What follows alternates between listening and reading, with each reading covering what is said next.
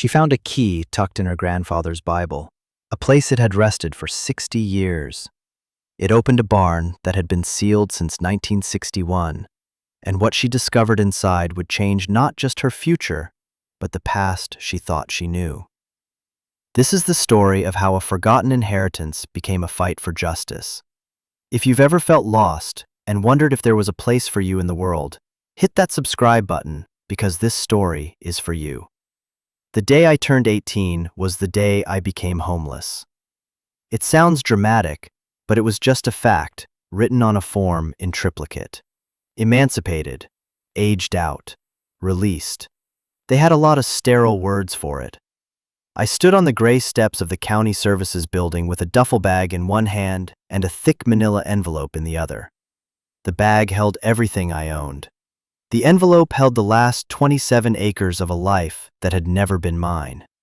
My grandfather's farm. A place I'd never seen, left by a man I barely remembered. The social worker, Ms. Albright, had given it to me with a sigh that said, "Good luck, you'll need it." She wasn't wrong. Inside the envelope, along with a deed so old the paper felt like cloth, was a letter from a lawyer named Davies and a notice of tax delinquency for $5,412. There was also, the lawyer's letter noted with professional coolness, a standing offer from a company called Blackwood Development for $300,000. An easy way out, a clean break. I looked at the number, and it felt like a number from a different planet. It was more money than I had ever imagined holding. For a place I didn't know, a place that meant nothing but a name on a piece of paper. The bus ticket to get there had cost me nearly everything I had. The air was cold, a sharp November wind that cut through my thin jacket, and it smelled of exhaust fumes and damp pavement. For 2 years, I had dreamed of this day, the day I would be free. Standing there, with the weight of the duffel bag pulling on my shoulder and the weight of that envelope in my hand, I had never felt less free in my life. The freedom I had imagined was light and airy, a balloon rising. This felt like an anchor. The bus ride was 8 hours of rattling windows and the smell of stale coffee. I watched the city bleed into suburbs, then into sprawling fields turned brown and brittle by the coming winter. The other passengers were ghosts, their faces reflected in the dark glass, each lost in their own world. I tried to remember my grandfather, Arthur Vance. I had a single, hazy memory of him. I must have been 4, maybe 5. He was a tall man with hands that felt like worn leather, and he smelled of soil and sawdust. He'd lifted me up to pick an apple from a tree, its skin a perfect, shiny red. My mother had been there, smiling. It was one of the only times I remembered seeing her smile like that, completely unguarded. Then, a year later, she was gone, and I was in the system. They told me my grandfather couldn't take me. They said he was unwell, that he had his own problems. I grew up believing he had abandoned me, just like everyone else. The resentment was a hard, cold stone in my chest, and the farm felt less like a gift and more like a final, complicated insult. A piece of land I couldn't afford to keep, a problem he had left for me to solve. I clutched the envelope. $300,000.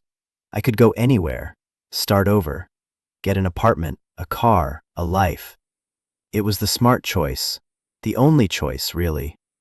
But first, I had to see it. I had to stand on the land, breathe the air, and close the book on this part of my life myself. I owed myself that much.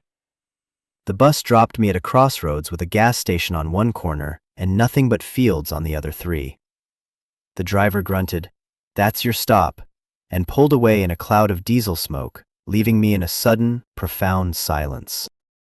The sun was low in the sky, casting long, skeletal shadows from the bare trees. The air was different here, cleaner, colder. It carried the scent of damp earth and wood smoke. The lawyer's letter had included a hand-drawn map. 2 miles west on County Road 4, it read. 2 miles felt like 100. I shifted the duffel bag to my other shoulder and started walking. The pavement gave way to a gravel road that crunched under my worn sneakers. There were no other cars, no other people. Just the whisper of the wind through the dry corn stalks in the fields and the lonely cry of a hawk circling overhead. I felt small, insignificant, a tiny figure in a vast, indifferent landscape. After what felt like an eternity, I saw it. A rusted mailbox, half hidden in overgrown weeds, with the name Vance barely visible in faded paint. A long, unpaved driveway snaked up a gentle hill, disappearing into a thick stand of oak trees. I took a deep breath, the cold air stinging my lungs, and turned onto the drive. The house was worse than I had imagined. It wasn't just neglected, it felt wounded. It was a simple 2-story farmhouse, once white, but now the paint was peeling in long, curling strips, revealing the weathered gray wood beneath. The porch roof sagged dangerously in the middle, and several windows were boarded up. A shutter hung from a single hinge, knocking softly against the siding in the wind. It looked like every haunted house I'd ever seen in a movie. My heart sank. This wasn't a home, it was a ruin. The $300,000 felt less like a temptation and more like a lifeline. I found the key the lawyer had sent me under a loose stone by the back door, just as his letter had said. It was old and brass, and it turned reluctantly in the lock. The door groaned open into a small mudroom that smelled of dust and mice and something else, something vaguely sweet and sad, like old paper. I stepped inside and dropped my bag on the floor. The sound echoed in the stillness. I was standing in a time capsule. Everything was covered in a thick, uniform layer of dust, softening the edges of the furniture and muting the colors of the floral wallpaper.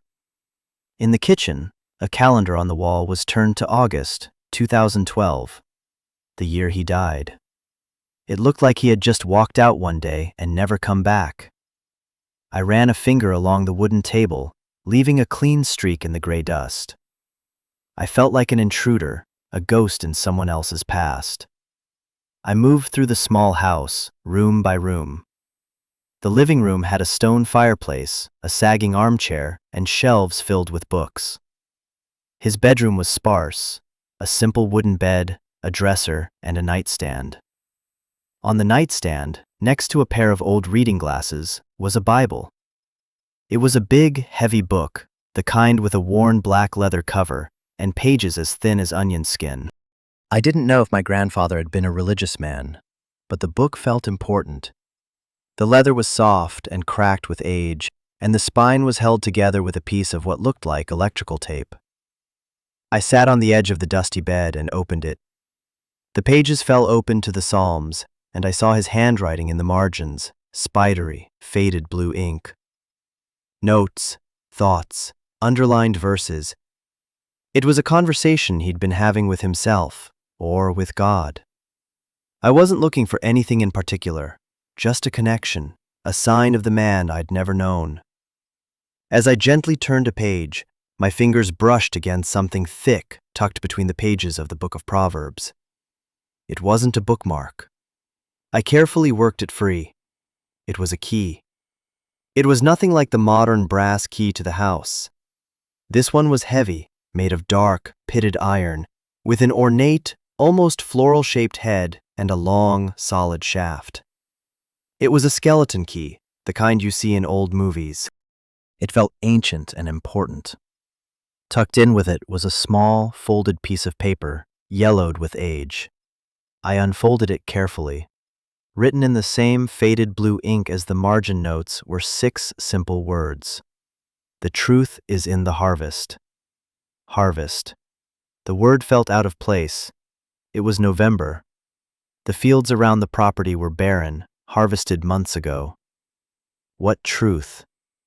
What harvest? I held the heavy key in my palm. It was a solid, tangible mystery in a house full of ghosts. I spent the next hour trying the key on every lock in the house. The front door, the back door, the cellar door with its peeling green paint.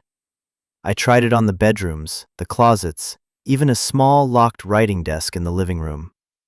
It didn't fit any of them. The key was too large, too old. It belonged to something else. Frustration began to bubble up inside me. It was probably just an old key to a piece of furniture he'd long since thrown away. The note was just the rambling of an old man. I was chasing shadows, looking for meaning where there was none. I was cold, hungry, and exhausted. The smart thing to do was to sleep, and in the morning, call Mr. Davies and tell him to accept the offer from Blackwood Development. Get the money, get out. Start my real life, free from the ghosts of a family I never had. But I couldn't shake the feeling of the key's weight in my hand. It was a question that demanded an answer. I pulled my jacket tighter and stepped back outside.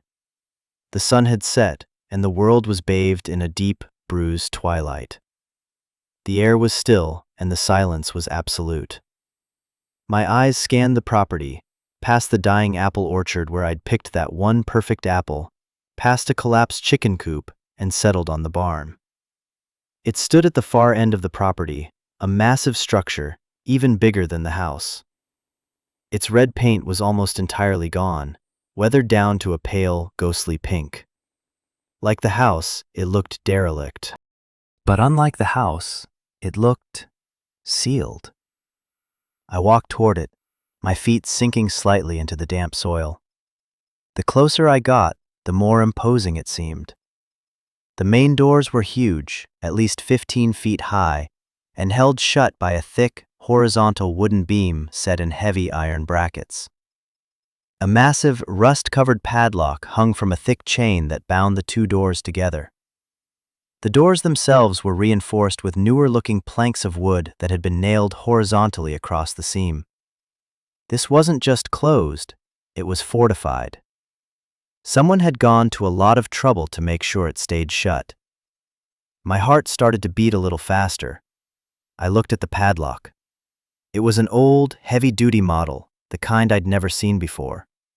The keyhole was a simple, dark slot. With a trembling hand, I raised the iron key. It slid into the lock. It was a perfect fit. Turning it was another matter.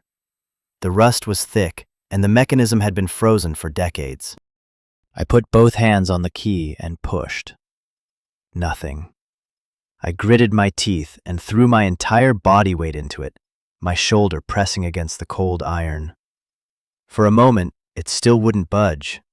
I was about to give up, my frustration curdling into despair, when I heard a faint groan from within the lock, a screech of metal on metal.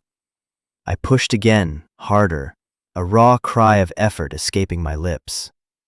There was a loud, sharp crack like a bone breaking, and the shackle of the lock sprang open. It fell against the door with a dull clang. I was breathing heavily, my hands shaking. I unwound the chain and let it drop to the ground. That just left the beam and the nails.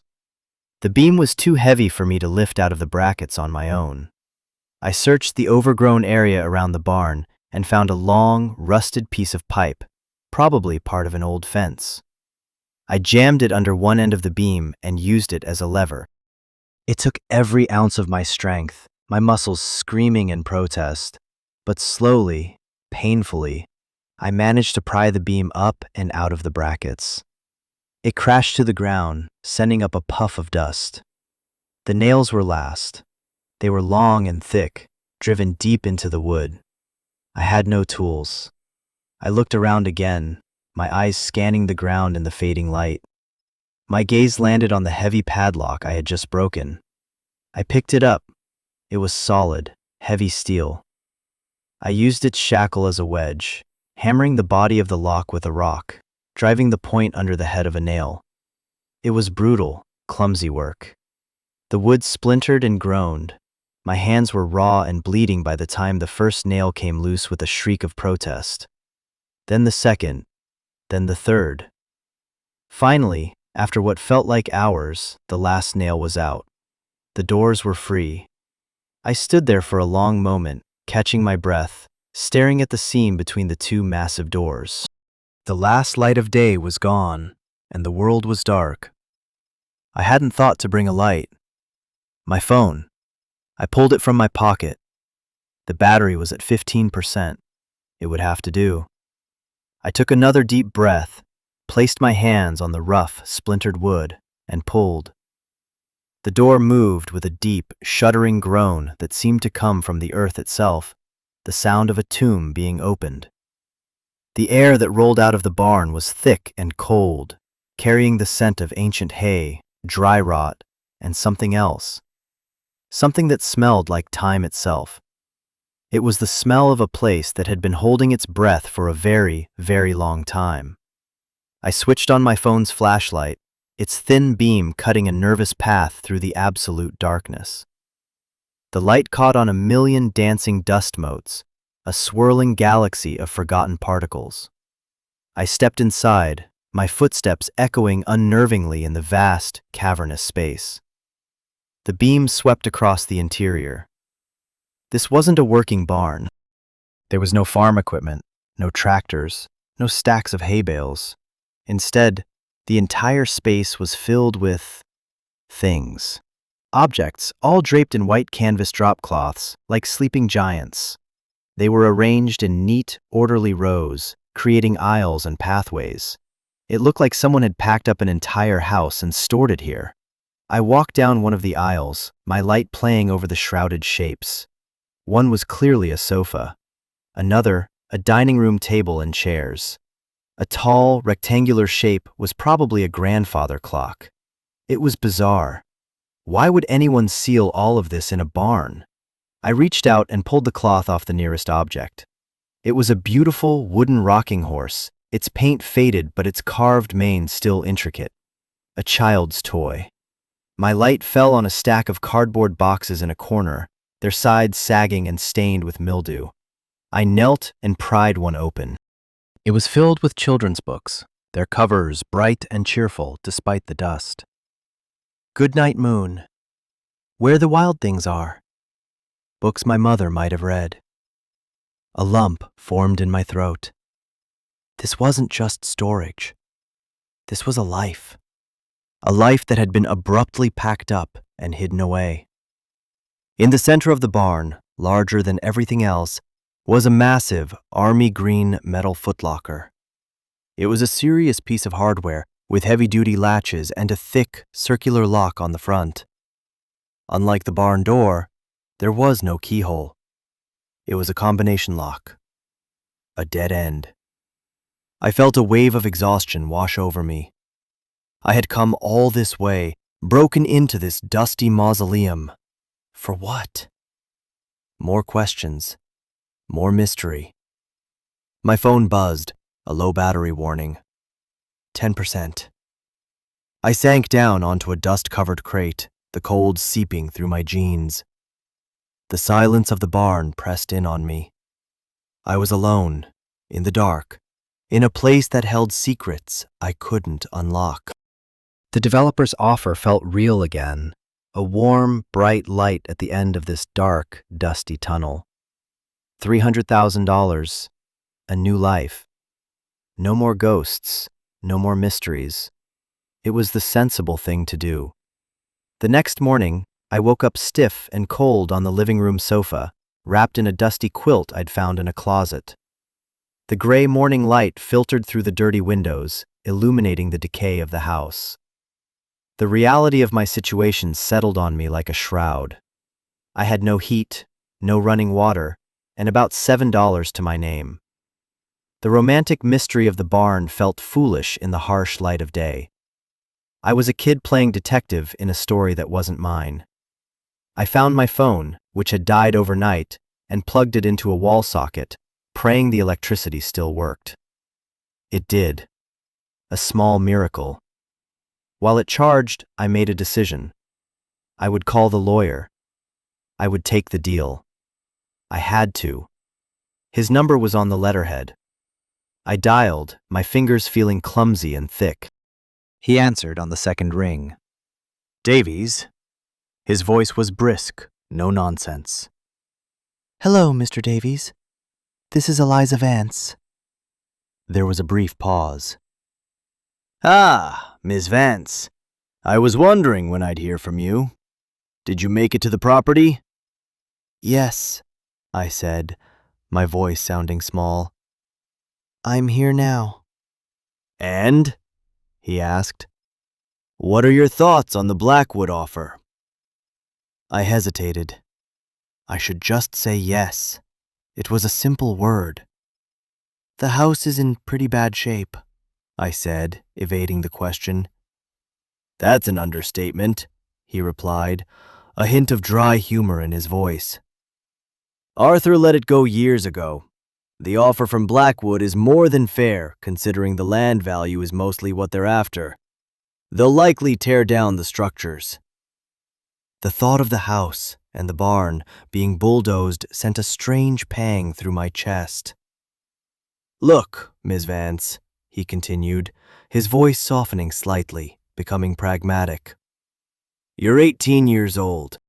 $300,000, after the back taxes and my fees are settled, will still be a substantial amount of money. It's a start. A better start than most get. You can go to college, get a place of your own. You don't owe that place anything. In my professional opinion, you should take the offer. He was right. Every word he said was logical, practical, and true. He was offering me a future, a clean slate. All I had to do was let go of a past that had never wanted me in the first place. I need to think about it, I heard myself say. The words surprised me as much as they probably surprised him. Think about what? He asked, his professional patience wearing thin. It's a straightforward decision.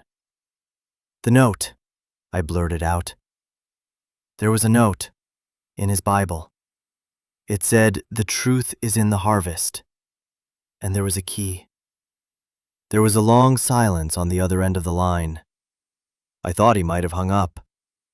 When he finally spoke, his voice was different. Quieter. Wary. A key? What kind of key? An old iron one. It opened the barn. The barn, he said, and now there was genuine surprise in his tone. Arthur sealed that barn up.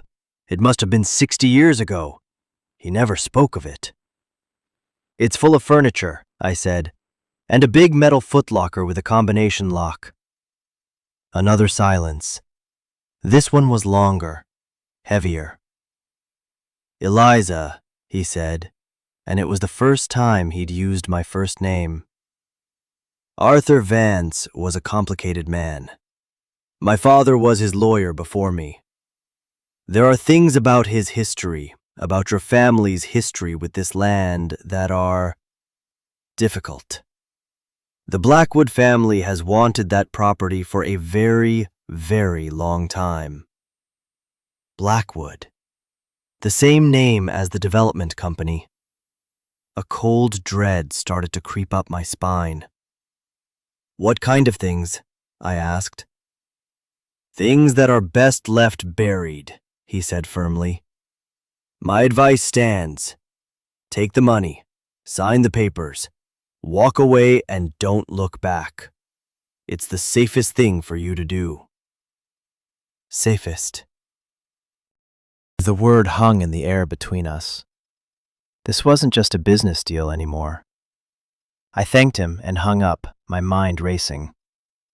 Safest. What was I in danger from? A development company? It didn't make sense. I looked out the window at the barn, standing silent and brooding under the gray sky. The footlocker. The answers were in there. I just had to get it open. If you've ever reached a point where you had to choose between the easy path and the harder one, the one that felt right deep in your bones, let me know in the comments. I read every one, and I think we all have stories about moments like that. This community is built on sharing those struggles. Now let's get back to what happened in that barn. I went back to the barn, armed with my partially charged phone and a new sense of desperate determination. The combination lock on the footlocker was a simple 3-digit model, the kind you'd see on a school locker. 000 to 999. 1,000 possible combinations. It was hopeless. I sat on the dusty floor in front of it, running my hands over the cold metal. I thought about my grandfather. What numbers would have been important to him? A birthday? An anniversary? I didn't know any of those things. I was a stranger to his life. I felt tears of frustration welling in my eyes. I was so close. Then I remembered the Bible, the notes in the margins. It was the only piece of his mind I had access to. I raced back to the house and grabbed it, carefully carrying it back to the barn. I sat on the floor, the book open in my lap, my phone's flashlight illuminating the thin pages. I scanned his notes, looking for numbers. There were dates, but they were years, not combinations. Then my eyes fell on a heavily underlined verse. It was in the book of Proverbs, the same section where I'd found the key. Proverbs 25:2. It is the glory of God to conceal a thing, but the honor of kings is to search out a matter. Next to it, he had written a small note in the margin. Just 3 numbers, separated by dashes. 619. It was the only 3-digit number I could find anywhere. My breath caught in my throat. Could it be that simple? My hands were shaking so badly I could barely turn the dials. I clicked the first one to 6, the second to 1, the third to 9. I took a deep breath and pulled the shackle. It didn't open. My heart plummeted. Of course it wasn't that simple. I slumped against the footlocker, defeated. Then my eyes went back to the verse. Proverbs 25:2. 25:2. I tried 252. Nothing. I was just guessing, grabbing at straws. I looked back at the note. 619. Maybe I had it backward. I tried 916. Nothing. I tried every combination of those 3 numbers. Nothing worked. I was about to give up when I noticed something else. The verse number. 25:2. And his note. 619. What if they were connected? What if it wasn't a combination, but a cipher, a location? I looked at the verse again. Proverbs chapter 25, verse 2. What about chapter 6, verse 19? I fumbled through the thin pages, my heart pounding again. I found the book of Proverbs, chapter 6. I scanned down to verse 19. It was part of a list of things the Lord hates. The verse read, "A false witness that speaketh lies, and he that soweth discord among brethren." He had underlined the words, false witness. Next to the verse, in the margin, was a date, October 1961. The year the barn was sealed. It still wasn't a combination. I was getting frustrated again, but then I realized. The numbers weren't the combination.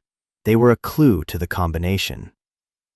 The date, October 1961, the 10th month, 10.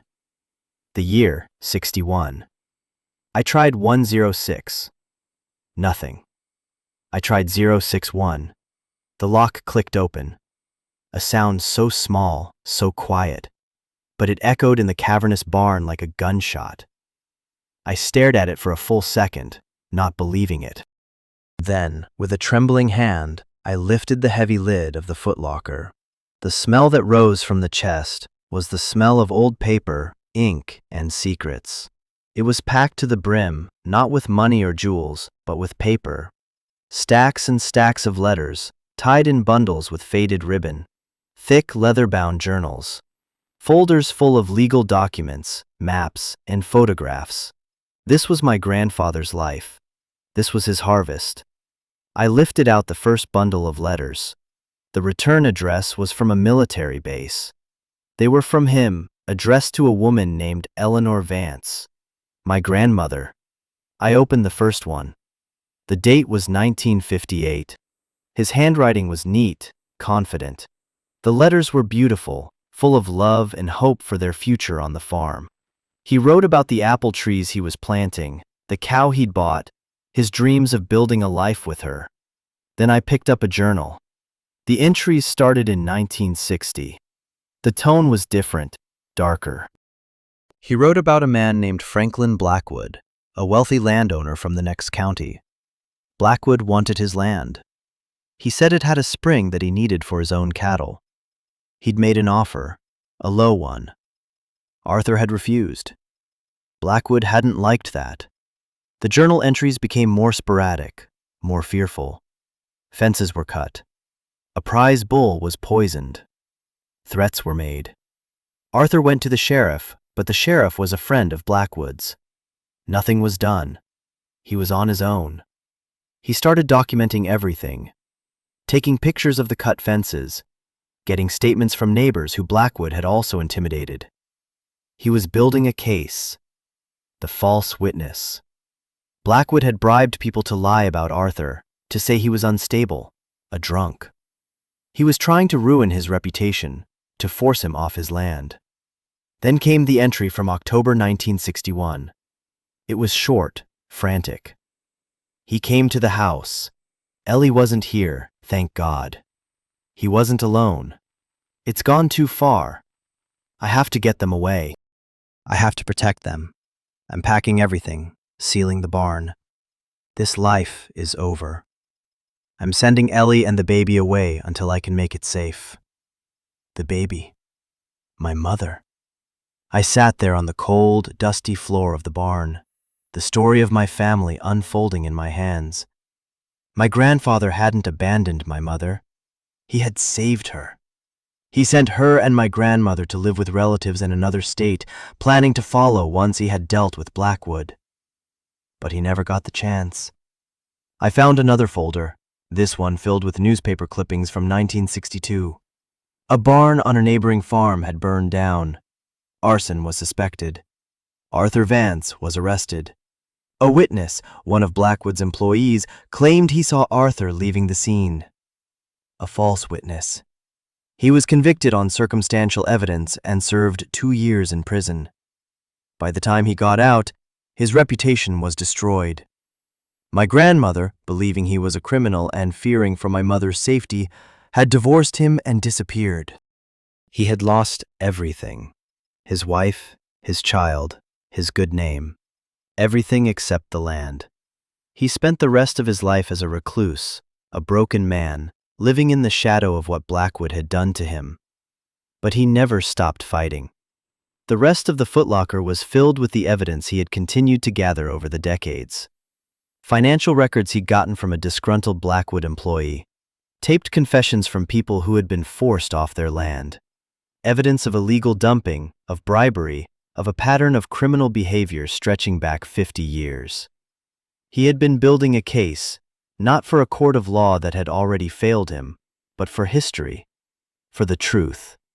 At the very bottom of the chest, there was one last envelope. It was thick, and on the front, in his now shaky, elderly hand, it said my name. Eliza. My hands trembled as I opened it. It was a letter. To me. My dearest Eliza, it began, if you are reading this, it means I am gone, and you have found your way home. I am so sorry. For all of it. I am sorry I could not be the grandfather you deserved. After I lost your mother, I lost myself. The world saw me as a monster, and after a while, I started to believe it myself. But I never stopped loving her, and I never stopped loving the idea of you. This land is your birthright. It is all I have left to give you. The Blackwood family, now run by Franklin's son, still wants it. They want it to bury what their father did. Everything you need to prove it is in this chest. The truth. It will be a fight, Eliza. They are powerful people.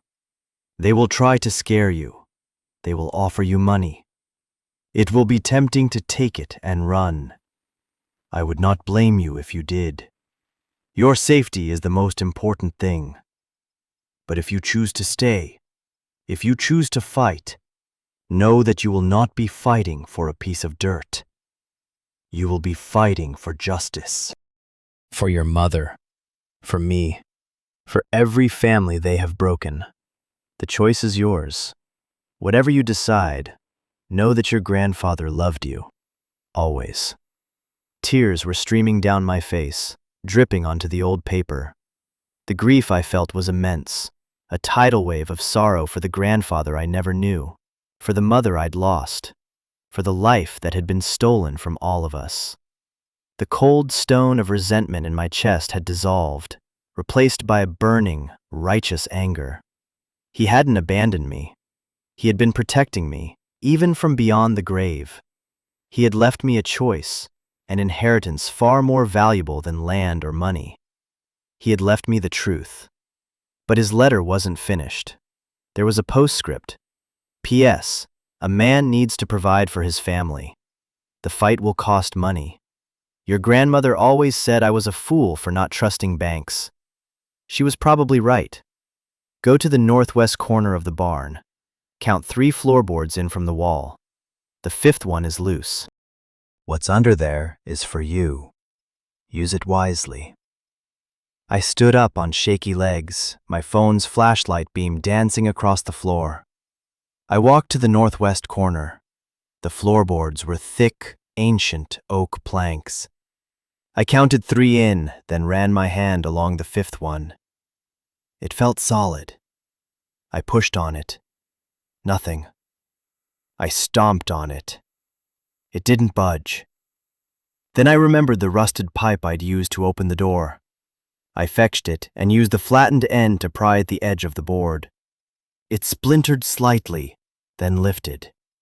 Beneath it was a hollow space. Inside was a metal box. It wasn't locked. I lifted the lid. It was full of cash. Neat stacks of $100 bills bound with rubber bands.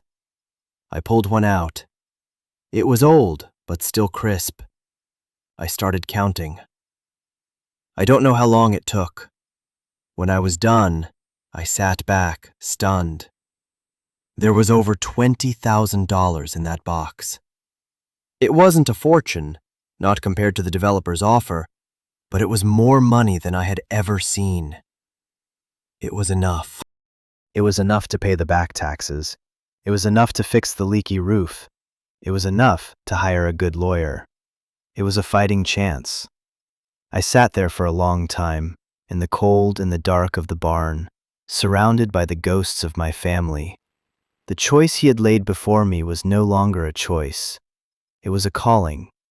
My entire life I had been a ward of the state, a file in a cabinet, a problem to be managed. I had been told what to do, where to live, who to be. I had drifted through life feeling anchorless, disposable. But here, in this dusty barn, I had found my anchor. This land wasn't just a piece of property, it was my history, it was my home. And the Blackwood family wasn't just a corporation. They were the reason my life had been what it was. They had taken my family, and I would not let them take this too. Selling the land wouldn't be a clean break. It would be a betrayal. It would be letting them win. I thought about Mr. Davies's warning. It's the safest thing for you to do. Safety was what I had craved for years. A safe place to sleep, a safe future. But what was safety if it was bought with silence? What was a future if it was built on a lie? My grandfather had spent 50 years in the shadows, clinging to the truth. He had left it for me. He had trusted me with it. I would not let him down. I closed the lid of the footlocker, the sound echoing with finality. I put the money back in its hiding place and replaced the floorboard. I walked out of the barn and into the cold, clean air, and for the first time, I didn't see a ruin. I saw a project. I saw a future. I saw a home. I took a deep breath, the air filling my lungs, feeling like my own, and I knew what I had to do. I walked back into the house, my steps sure and steady. The dust and the decay no longer seemed overwhelming. They were just tasks waiting to be done. I found my phone and dialed the lawyer's number again. This time, my hand was steady. "Davies," he answered, his voice still brisk. "Mr. Davies, it's Eliza Vance again." There was a slight pause. "Ms. Vance, I trust you've come to a sensible decision." "I have," I said, and my voice was different now. It wasn't the voice of a scared, lost girl. It was clear and strong. "I'm not selling." The silence on the other end was profound. I could almost hear him processing my words. "I see," he said slowly. "Ms. Vance, with all due respect, that is an unwise financial decision. You can't afford to maintain that property, let alone pay the tax lien." "The taxes will be paid by the end of the week," I said calmly. "And I have a proposition for you. My grandfather, Arthur Vance, was a client of your father's. He was your client. I believe you have a duty to see that his last wishes are carried out." "His last wish was that the property pass to you," Mr. Davies said carefully. "His last wish was for the truth to come out," I countered. "I have the evidence he collected, decades of it. Evidence of criminal activity by Blackwood Development's founder, Franklin Blackwood. A pattern of intimidation, bribery, and fraud that continues to this day. I have proof that my grandfather was framed. I am not selling them this land. I am going to sue them." I had never heard Mr. Davies speechless before. He was quiet for so long I had to check if the call had dropped. "Ms. Vance." "Eliza," he finally said, his voice a mixture of shock and something else. Something that sounded a little like admiration. "Do you have any idea what you're suggesting? The Blackwoods run this part of the state. You would be making a very powerful, very dangerous enemy." "They've been my enemy my whole life," I said. "I just didn't know it until now. The question is, Mr. Davies, whose side are you on? Are you my lawyer? Or are you just the man who processes the paperwork for the people who have all the power?" It was a gamble, a challenge. I was an 18-year-old kid with a box of old papers. He could have laughed at me, hung up, and told me to call him back when I came to my senses. But he didn't. "Send me a copy of what you have," he said, his voice all business again, but with a new edge to it. "Don't send the originals. Scan them. And Eliza, be careful." That night, I didn't sleep on the dusty couch. I found a bucket and a rag and I cleaned the kitchen. I scrubbed the floors, washed the windows, and wiped down every surface until the room gleamed in the moonlight. The next day, I drove my grandfather's old, rickety pickup truck, which I'd found in a shed with the keys still in it, into the nearest town. I paid the back taxes at the county courthouse. The clerk looked at the wad of cash with wide eyes, but stamped the papers without a word. Then I went to the library and spent the entire day scanning every single letter, document, and photograph from the footlocker onto a hard drive. It was a long, painstaking process, a digital resurrection of my family's pain and my grandfather's fight. I sent the files to Mr. Davies, and then I went back home. I started small. I fixed the broken shutter. I pulled the weeds from the front porch. I started cleaning the house, room by room, chasing out the dust and the shadows, letting the light in. Each task was a reclamation. I wasn't just cleaning a house, I was rebuilding a life. My life. A few days later, Mr. Davies called back. "The evidence is compelling," he said, a master of understatement. "It's more than compelling.